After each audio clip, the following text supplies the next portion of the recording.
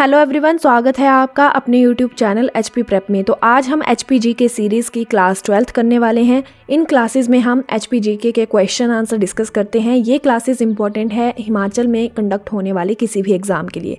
साथ में जो अभी अपकमिंग हिमाचल प्रदेश पुलिस का एग्ज़ाम है उसके लिए भी ये क्लासेस बहुत इंपॉर्टेंट हैं। तो अगर आपको ये क्लासेस पसंद आ रही हैं तो प्लीज़ वीडियोज़ को लाइक करिए और चैनल को सब्सक्राइब करना मत भूलिए। तो शुरू करते हैं आज की हमारी क्लास। क्वेश्चन नंबर 176 है। ये क्वेश्चन है मैच द फॉलोइंग का। यहाँ पर हमें करेक्ट आंसर्स मैच करने हैं। तो पहले हम क्वेश्चंस देखेंगे। सबसे पहले पूछा गया है कि first voter of Indian democracy कौन थे। तो ये थे श्याम शरण नेगी। सेकंड है first lieutenant governor of Himachal Pradesh. तो ये बने थे Himmat Singh. First speaker of Himachal Pradesh legislative assembly, first speaker बने थे Jaywant Ram. And first chief secretary of Himachal Pradesh ये बने थे KL मेहता। सो अगर हम ऑप्शंस को देखें तो फर्स्ट का आंसर है सी। तो यहाँ से हमारे दो ऑप्शंस एलिमिनेट होते हैं।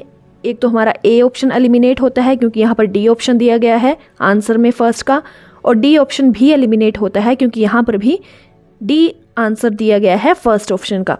रहते हैं हमारे पास दो ऑप्शन, तो फर्स्ट का सी है और सी ऑप्शन में भी फर्स्ट का सी आंसर दिया है। नेक्स्ट ऑप्शन में भी सेम दिया गया है। तो हम सीधे देखेंगे थर्ड ऑप्शन का आंसर क्या दिया गया है। तो फर्स्ट स्पीकर कौन है? जयवंत राम। तो थर्ड का आंसर है ए जो कि दिया गया है सी ऑप्शन में। तो हमारा राइट आंसर है option number C. Question number 177 है who was the architect of Gorton castle at Shimla.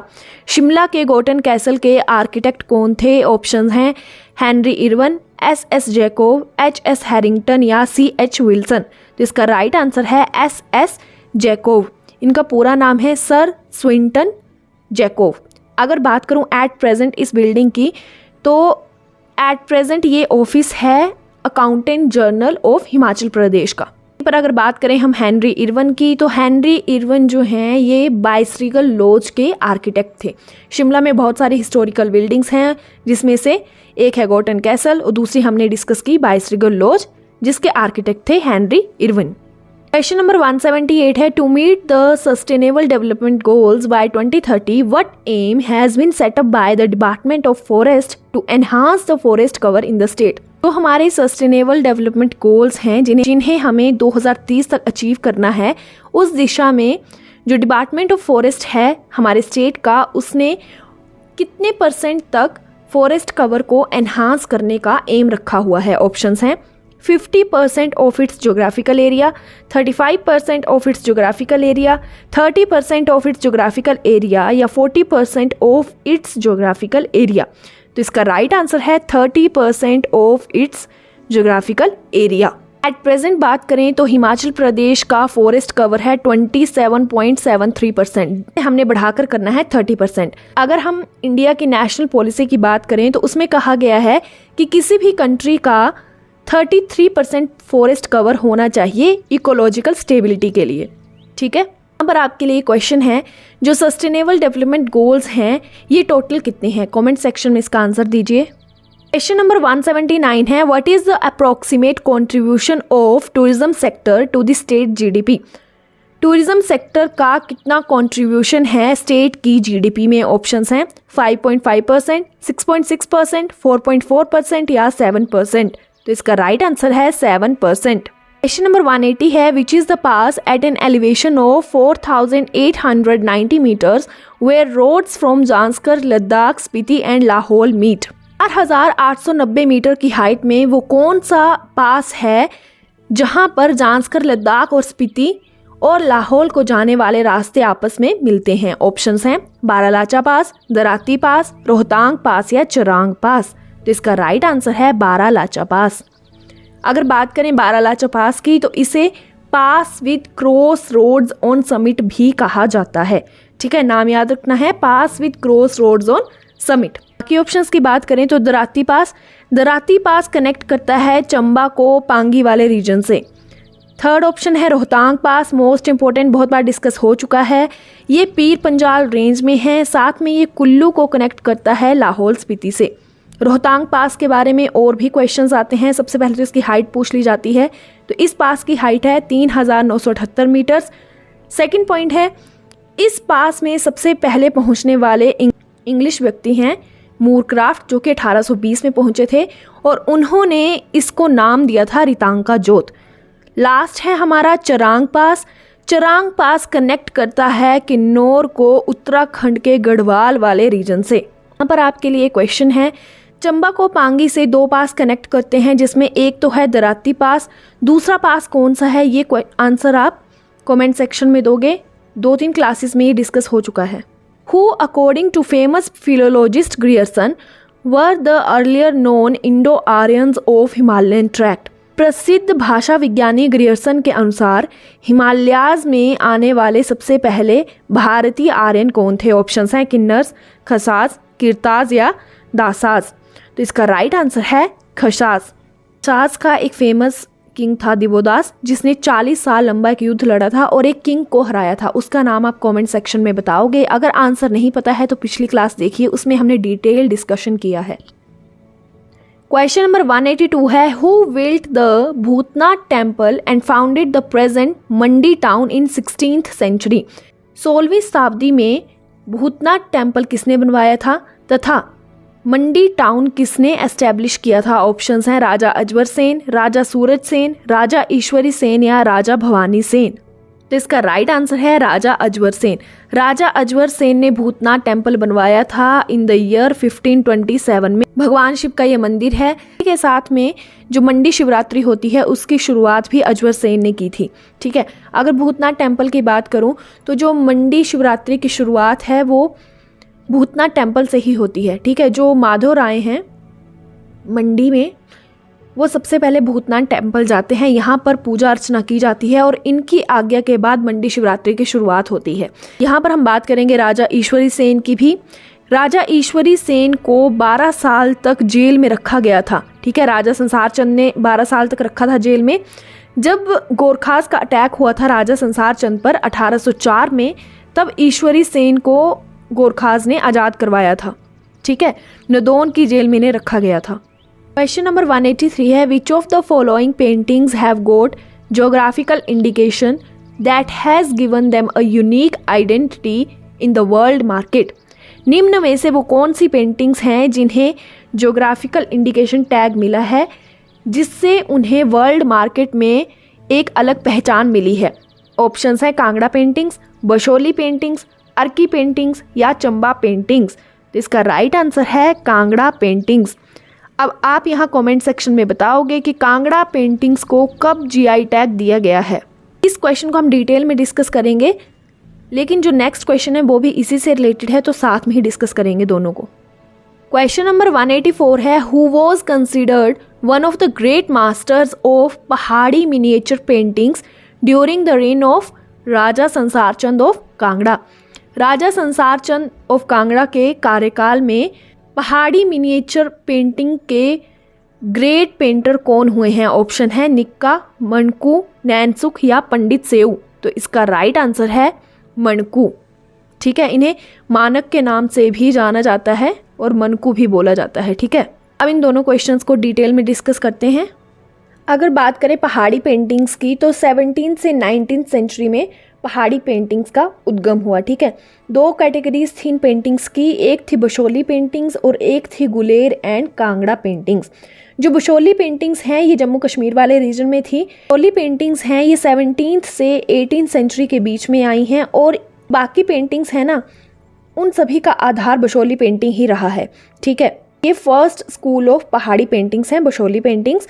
राजा किरपाल पाल के इसमें ये बहुत ज़्यादा फ्लरिश की है। बाद में बशोली पेंटिंग्स जो हैं ये हिमाचल वाले रीजन में भी स्प्रेड हो गई और वहाँ पर एक न्यू स्कूल क्रिएट हुआ जिसे बोलते हैं गुलेर स्कूल। ठीक है, जो गुलेर कलम है ये फर्स्ट फेज था हिमाचल की पहाड़ी पेंटिंग्स का।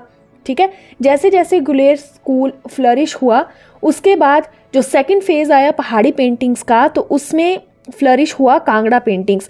कांगड़ा पेंटिंग्स आने वाले समय में इतनी ज़्यादा फेमस हो गई कि जो गुलेर कलम थी वो भी इसी में मर्ज हो गई। ठीक है, कांगड़ा पेंटिंग्स का भी सेंटर थीम था वो था राधा कृष्णा। यहाँ पर इस क्वेश्चन में सारे ऑप्शंस को ध्यान से देखो, यहाँ पर बात की गई है पंडित सेऊ की। तो ये जो पंडित सेऊ है ना, ये गुलेर कलम के फेमस पेंटर थे। आगे इनके 2 बेटे हुए हैं, मणकू और नैनसुख। जिसमें मनकू जो हैं ये कांगड़ा पेंटिंग में फेमस पेंटर हुए हैं और जो नैनसुख हैं आगे चल के अर्की पेंटिंग्स के फेमस पेंटर हुए हैं और जो निक्का हैं ये चंबा पेंटिंग्स में फेमस पेंटर हुए हैं। ठीक है, तो सारे ऑप्शंस क्लियर हैं। एक बार फिर से रिपीट करेंगे। सबसे पहले आए हैं पंडित सेऊ जो कि गुलेर कलम के फेमस पेंटर हुए हैं।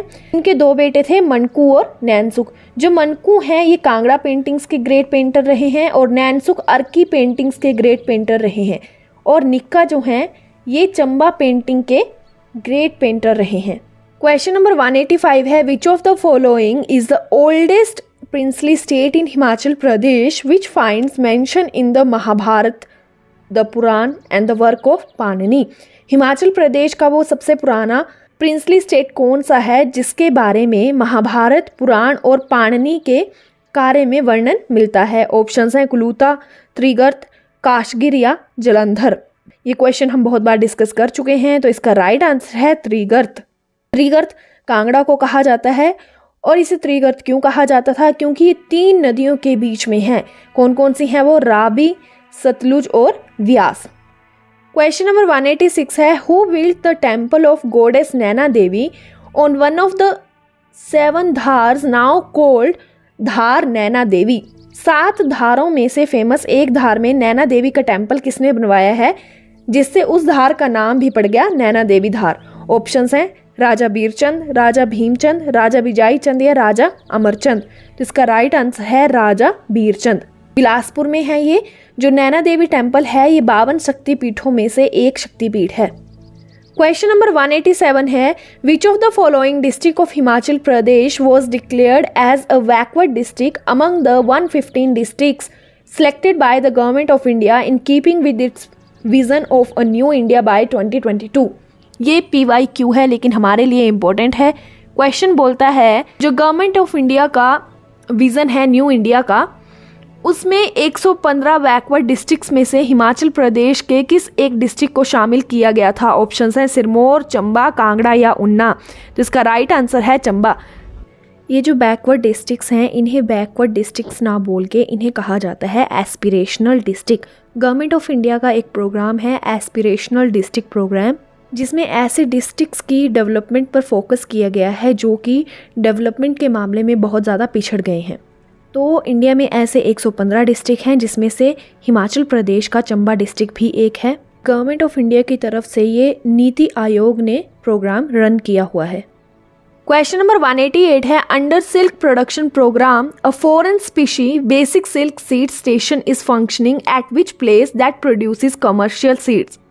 इस क्वेश्चन का मतलब है कि रेशम उत्पादन कार्यक्रम के अंतर्गत प्रदेश के किस स्थान पर विदेशी प्रजाति का एक मूल रेशम बीज केंद्र कार्य कर रहा है जो व्यावसायिक रेशम बीज का उत्पादन कर रहा है? ऑप्शंस हैं बोध, नगरोटा, इंदौरा या ज्वाली।